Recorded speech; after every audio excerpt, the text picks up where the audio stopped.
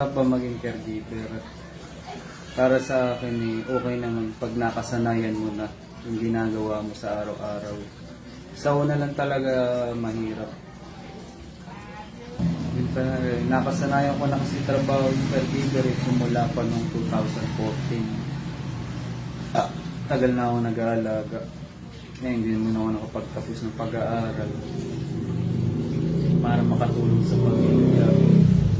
Wala rin namang mangyayari sa akin. Ganun lang.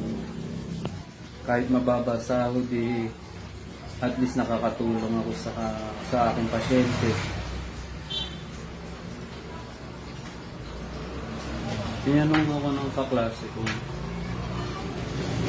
ano daw ba yung natapos? Sabi ko, yung ikaw ako nakatapos. Nag-aalaga ako kay giver.